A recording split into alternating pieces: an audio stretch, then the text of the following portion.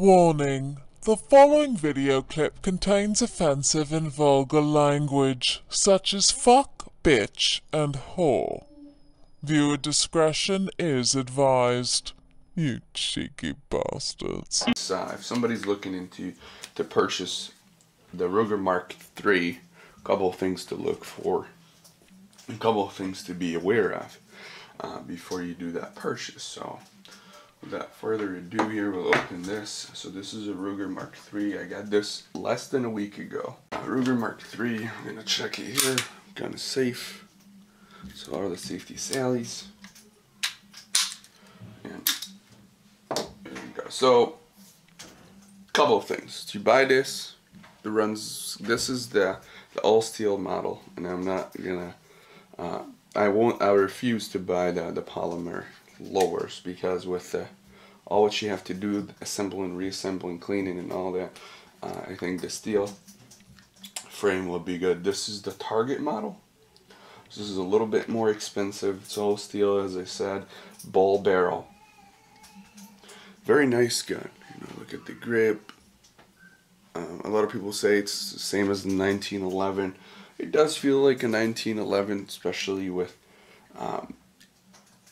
how the grip is cut and the hold and all that. Triggers far from a 1911. Safety sucks. And this is what we're gonna go to. The gun comes with 2 magazines. And if you look here, I already screwed up a magazine and I had to file it down, the Dremel. Here's the problem. The gun will allow you to put the magazine the wrong way. Okay? And if you do, and that's the problem with this gun, if you do, the magazine is going to get caught on the safety lever in there that prevent the gun from shooting, and then you'll be screwed. Problem is, comes also with a rail. Problem is, if you do, you have to disassemble the whole gun into little parts, which we can get into that later as well. Anyway, this is fixed now, so it still loads and shoots and works fine. So drops fine here. Come on. All right. It's not anything like a 1911, put in a magazine or not, but I mean, that's all right. Comes with 2 10-round magazine. Comes with a Picatinny reel that goes on the top here if you want to put a sight or something like that. Comes with a freaking lock that probably likes an apartment. I'm not sure what is it for, but I'm trying to understand. I don't know. But yeah, it's probably I'm going to use it for, like, I don't know, locking a bike or locking a closet or something like that. Comes with 2 keys, and this key that locks and unlocks the gun here, so when you're disassembling, in some cases you'll need it. Some paperwork, manual, spent case, and this. I'm going to tell you what this is. So this gun is designed to not shoot, not to fire when no magazine in, okay? Which, it's a pain in the butt. Also, when you're disassembling the gun, you have to remember when to insert the magazine, when to remove the magazine, when to pull the trigger. As part of it, you have to pull the trigger to put the mainspring housing in there. Yeah, it's a pain. Anyway, put the gun together, and I decided, you know what, I'm going to take this damn safety off. So now, my gun, it's going to empty, safe, and here's what we're going to do.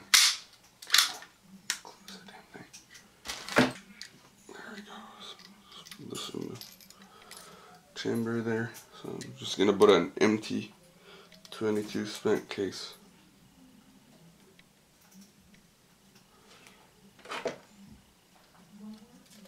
There we go. Alright. And no magazine. Okay, it's an empty spent case. It's a safe direction here. And then it just fires. Alright, so took this, and there's a lot of kits out there that you can get but I made my own mods. I put 2 little washers about this size in there, and modified it a little bit. I had to file one of them to fit under the trigger, and then got it in there. So now the trigger is very smooth, and you can assemble and disassemble a lot faster than before. And this gun before, if you push the magazine release, the magazine will never drop down. It will go about to right here, and you have to manually manipulate the magazine to take it out. So now you can do that. You can fire it without a magazine in there. As I said, this is a bull barrel. To disassemble the gun, you probably, you have to have a rubber mallet. You have to smack this, pull it back, or no, to do from here, you have to pull it back. Of course, you have to take the mainspring housing out, which is a very freaking annoying part. You have to use like a knife or something to drive this out. Then you hammer this out, comes out barrel. Then you take the action part, which is you got your slide spring in it out. Make sure we're taking the spring. There's a guide rod in there, and this guide rod is a cheap piece of shit. So it's very cheap. If you bend it, the bolt is going to be stuck like this, and you have to bribe it with your hand. Again, the gun is very nice, shoots very nice, heavy, hefty weight. It holds like a 1911. I don't have any issues with it, but if you're a first-time buyer, I wouldn't recommend it. You can buy it, you can shoot it, a very nice gun.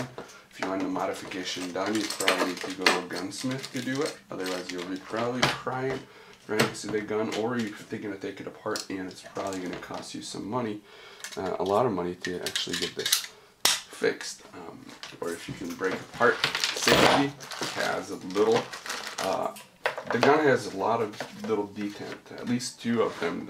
One that goes on the safety for fire and safe. The other one goes on top of the spring inside of the trigger to give it the spring loaded kind of feeling. I've done a trigger job for this, polished this connector, is polished the sear, polished that little pad, even the safety latch where this goes on the sear. So all in all, it's a very nice gun. I would recommend it to anyone, but again, comment on that. If you're first time or you're not very familiar, don't take it apart.